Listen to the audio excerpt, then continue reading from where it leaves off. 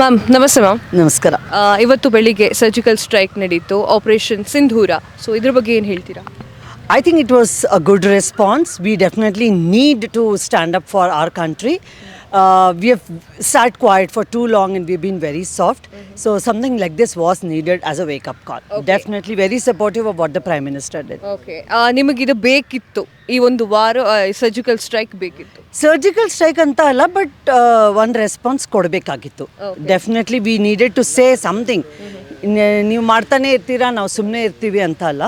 ನಾವು ಇದ್ದೀವಿ, ನಮಗೂ ಸ್ಟ್ರೆಂತ್ ಇದೆ.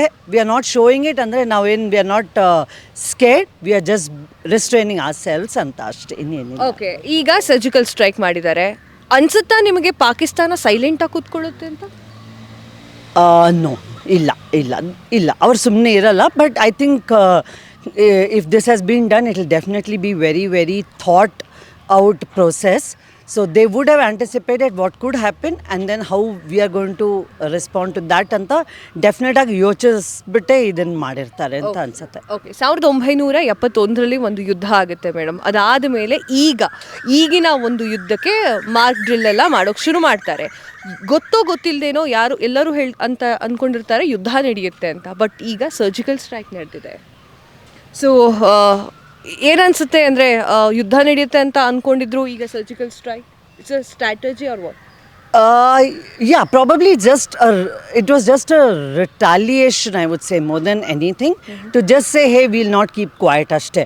ನಾವು ಯುದ್ಧ ಮಾಡಬೇಕು ಅನ್ನೋ ಉದ್ದೇಶದಲ್ಲಿ ಶುರು ಮಾಡಿಲ್ಲ ಅವರು. This was just a response. So let's see how things go further. We have to trust completely in our Prime Minister, our Defense Minister and all our Jawans.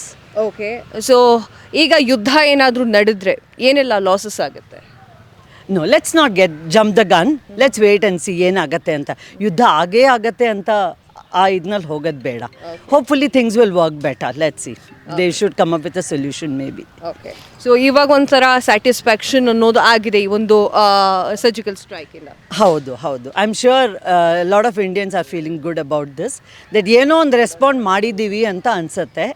But hopefully things will not escalate to a war. Let's keep our hopes up. Thank you ma'am, thank you so much. ಕ್ಷಣದ ಸುದ್ದಿಗಳಿಗಾಗಿ Freedom TV subscribe ಮಾಡಿ, like ಮಾಡಿ ಹಾಗೂ follow ಮಾಡಿ. ಹೊಸ ಸುದ್ದಿಗಳ ನೋಟಿಫಿಕೇಶನ್ಗಾಗಿ bell icon ಮೇಲೆ ಕ್ಲಿಕ್ ಮಾಡಿ.